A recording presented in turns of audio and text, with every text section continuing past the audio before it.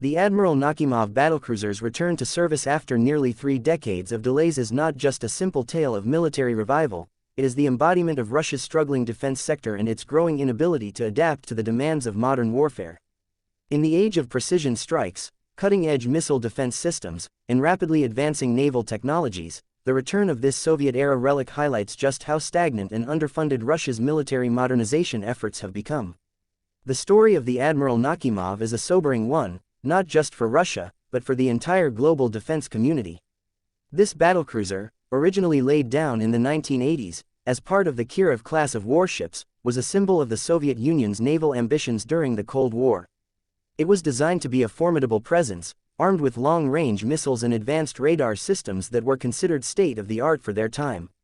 However, since its commissioning in 1986 and subsequent service in the Northern Fleet, the ship's fate has been a series of false starts and botched modernization attempts. Its last operational deployment was in 1997, after which it was laid up in dry dock due to a variety of factors, including maintenance issues, budgetary shortfalls, and political instability. As the years passed, the Admiral Nakhimov became a symbol of Russian naval decline, with the country unable to maintain its once proud fleet. The effort to bring it back to life, which officially began in 2014, was seen as a way to reassert Russian military power in the face of increasing global isolation. Yet, as the years dragged on, the ship became more of a burden than an asset. The initial timeline for its modernization was set for completion in 2018, then pushed to 2019, and eventually to 2024, with each delay reflecting the deep-rooted dysfunction of Russia's defense industry. For a country that prides itself on its military history, particularly its naval legacy, the Admiral Nakhimov's prolonged state of decay speaks volumes about Russia's declining technological edge. While the government continues to boast about its achievements in bringing the ship back to life, the reality is far less glamorous. What was intended to be a major leap forward in terms of technological capabilities has turned into a cosmetic facelift for a warship that is already well past its prime. The technological upgrades that were supposed to modernize the Admiral Nakhimov are far from revolutionary. The ship was supposed to be fitted with a new vertical launch system capable of holding a variety of modern Russian missiles, including hypersonic cruise missiles.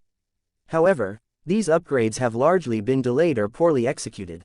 Even the reworked missile systems have not been fully integrated into the ship, and many of the ship's most powerful armaments remain grounded in outdated Soviet-era technology.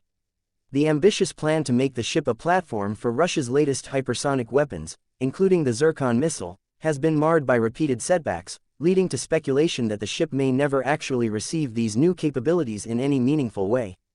Moreover, the ship's radar and sensor systems, integral to its ability to detect and respond to modern threats, are based on decades-old Soviet designs that are now considered obsolete by contemporary standards. In comparison, Western navies have embraced advanced radar systems, integrated command and control networks, and real-time data-sharing technologies that give them a decisive edge in modern naval operations. The Admiral Nakhimov simply cannot compete with these systems, no matter how much it has been refitted. One of the most glaring aspects of Russia's defense industry, exemplified by the Admiral Nakhimov project, is its chronic underfunding and lack of resources. The modernization efforts have been slowed by budgetary constraints, exacerbated by the effects of economic sanctions and the reallocation of funds to other sectors of the Russian military.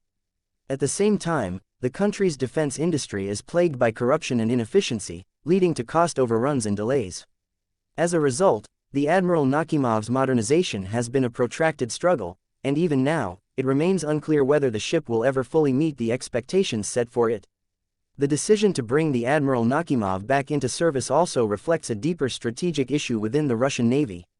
Russia's naval ambitions have been severely hampered by limited resources and a lack of new ship designs that can compete with more advanced fleets worldwide.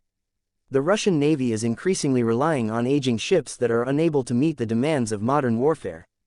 The Pyotr Veliky, another key vessel in the Russian fleet, is also facing an uncertain future due to its reliance on Soviet-era systems, and its eventual decommissioning is expected to further deplete Russia's naval strength. In light of these ongoing challenges, the Russian Navy's flagship vessels, such as the Admiral Nakhimov, have taken on a symbolic role rather than an operational one. They are public relations tools rather than effective warships, designed more to project an image of Russian strength than to actually perform in combat situations. The Kremlin has used these ships to signal its resilience and defiance in the face of Western pressure, but the underlying truth is that Russia's military capabilities are increasingly stretched thin. The Admiral Nakhimov's return to service is, in this sense, little more than a propaganda victory designed to distract from the deeper problems facing Russia's military. In many ways, the situation with the Admiral Nakhimov mirrors Russia's broader military strategy, relying on outdated systems and exaggerated claims of technological superiority to maintain a fading image of power. While Russia attempts to project an image of modernity, its military hardware, much like the Admiral Nakhimov, remains firmly rooted in the past. The failure to keep up with technological advancements in the defense sector has left Russia vulnerable to more agile, better equipped adversaries, particularly in the naval domain. The return of the Admiral Nakhimov does not mark the rejuvenation of the Russian Navy. Instead, it highlights the dysfunction at the heart of Russia's military-industrial complex. The ship's extended period of repairs, the numerous delays in its modernization, and the underwhelming nature of its upgrades are all a testament to Russia's inability to field a cutting-edge navy capable of challenging modern naval powers. In a world where naval warfare is increasingly defined by speed, precision, and technology, the Admiral Nakhimov is a relic, one that, despite its grand design and ambitions, simply cannot keep up with the demands of the modern age. The fact that Russia continues to place such importance on this aging, underperforming vessel underscores the increasingly hollow nature of its military strategy. The Kremlin's propaganda machine may trumpet the ship's return to service as a symbol of strength, but for anyone paying close attention, it is a stark reminder of Russia's military decline and technological inferiority.